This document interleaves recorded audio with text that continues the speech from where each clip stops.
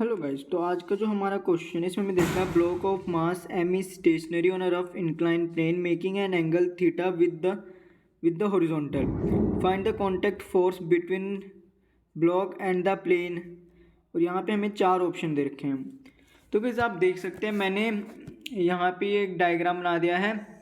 ये एक हमारा वेज है और ये हमारा एक ब्लॉक है, ठीक है। अब हमसे पूछा गया कांटेक्ट फोर्स बताना है, इस पर कितनी लग रही है। तो हमें पता है यहाँ पे सिर्फ दो कांटेक्ट फोर्स होंगी, एक होगी हमारी नॉर्मल और दूसरी होगी फ्रिक्शनल फोर्स। और हम इसका फाइंड आउट करेंगे रिजल्टेंट, ठीक है गाइज। यानी कि आप बोल सकते हैं नेट फोर्स फाइंड आउट करेंगे। तो पहले गाइज हम देखेंगे कि जो नॉर्मल है वो कितना है। तो गाइज हमें क्वेश्चन में दे रखा है कि जो ये वाला एंगल है ये थीटा है, ठीक है गाइज। ये एंगल अगर थीटा है और एम जी, ये जो डाउनवर्ड लग रहा है ना, इस ब्लॉक का वेट जो होगा वो डाउनवर्ड लग रहा होगा एम जी, ठीक है गाइज। यहाँ एम जी लग रहा होगा। अब इस एम जी के भी ना दो कंपोनेंट होंगे, एक होगा गाइज इस डायरेक्शन में, वो होगा guys M G cos theta, ठीक है गाइज। और इस एम जी कोस थीटा को कौन बैलेंस कर रहा होगा, नॉर्मल फोर्स। और एक होगा हमारा ये अलोंग द प्लेन, ये होगा हमारा एम जी साइन थीटा, जो इस ब्लॉक को नीचे की तरफ खींच रहा होगा, ठीक है गाइज। ठीक है, अब गाइज मैं इस पूरे को मिटा रहा हूँ, ठीक है, इरेज कर दे रहा हूँ ताकि जो मैंने लिखा है वो दिखे।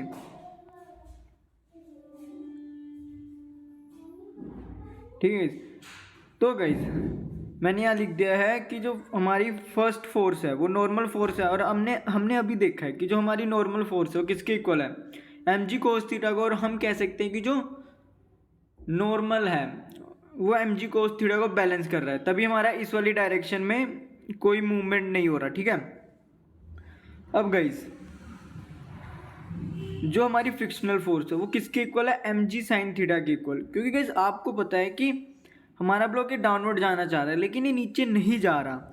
और हमें क्वेश्चन में भी कह रखा है कि ब्लॉक स्टेशनरी है। क्यों? क्योंकि जो फ्रिक्शनल फोर्स है वो एम जी साइन थीटा को बैलेंस कर रही है, ठीक है गाइस। तो अब हमें पता लग गया कि जो फ्रिक्शनल फोर्स है किसके इक्वल है, एम जी साइन थीटा के इक्वल, ठीक है। तो गाइस अब हम नेट फोर्स और आप कह सकते हो कांटेक्ट फोर्स निकालेंगे, ठीक है गाइस। क्योंकि दो कांटेक्ट फोर्स है ना, उसका हम रिजल्टेंट निकालेंगे। तो गाइस यहाँ पे मैंने आप देख सकते हैं लिख दिया नेट फोर्स हमारी कितनी हो जाएगी, रूट में N square plus F square. N square की जगह हम पुट कर देंगे एम जी कोस थीटा और इसका स्क्वायर हो जाएगा, और एफ की जगह पुट कर देंगे एम जी साइन थीटा, इसका स्क्वायर हो जाएगा। और ये पूरा गाइस रूट के अंदर आएगा, ठीक है गाइस। उसके बाद गाइस क्या होगा कि जो ये हमारा एम जी है, तो गाइस आप देख सकते हैं कि क्या होगा, ये एम स्क्वायर जी स्क्वायर हो जाएगा, इधर भी एम स्क्वायर जी स्क्वायर हो जाएगा। यहाँ पे गाइस मैं लिख ही देता हूँ। तो गाइस इसको मैं अब आगे कैलकुलेट कर रहा हूँ। तो गाइस यहाँ पे हमारा हो जाएगा M square G square cos square theta plus M square G square sine square theta, ठीक है।